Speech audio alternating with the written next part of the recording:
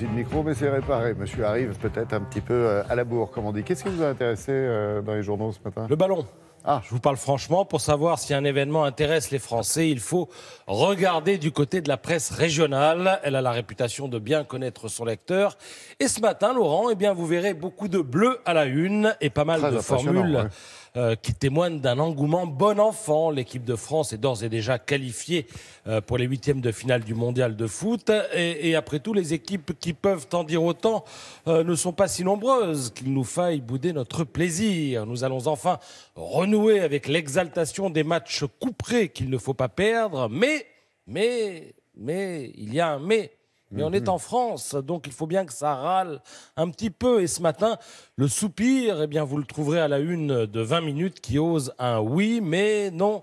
Oui, on est qualifié, oui, on est solide, mais non, on ne survole pas le sujet. Non, si vous cherchez du beau jeu, eh bien, passez votre chemin. Alors, quand on hésite, qu'on ne sait pas trop quelle attitude il faut adopter par rapport à la tournure des événements footballistiques du pays, eh bien, on sort sa boussole et dans le genre, eh bien, la boussole, c'est l'équipe. Saveur d'été, c'est plutôt positif.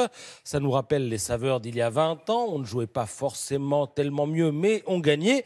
Et ça s'est terminé dans l'ivresse que vous savez. Donc, saveur d'été, c'est une manière de ne pas insulter l'avenir, dont on sait qu'il recèle parfois de bonnes surprises, une manière de positiver sans pour autant grimper au rideau. Alors, tout cela lui ressemble assez, au fond, à cette équipe de France.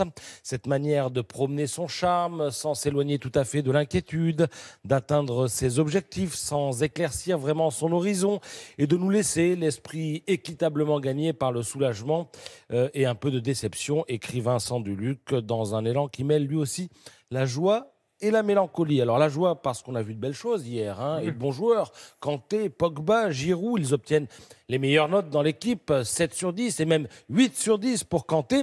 Et puis un peu de mélancolie parce que Matuidi était un peu fatigué, 3 sur 10 ce matin dans l'équipe. Griezmann, 5 sur 10 de la vie générale, il n'est toujours pas rentré dans son mondial. Ce qui conduit l'équipe à évoquer l'heure des coiffeurs. Alors, les coiffeurs, vous savez ce que c'est?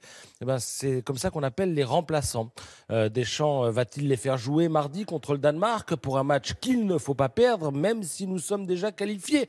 La question de l'affaire, la gestion de l'affaire est toujours importante socialement, sportivement et athlétiquement. Lirez-vous dans l'équipe, il faut que les titulaires sentent qu'on leur fait toujours confiance et puis il faut que les remplaçants restent mobilisés et entrevoient la possibilité de participer eux aussi à la fête. Donc, ajoutez à cela des égos de champions et vous verrez qu'il y a de quoi créer des problèmes alors qu'a priori, tout va bien. Mais ce match, encore une fois, il ne faudra pas le perdre, histoire d'éviter la Croatie en huitième de finale.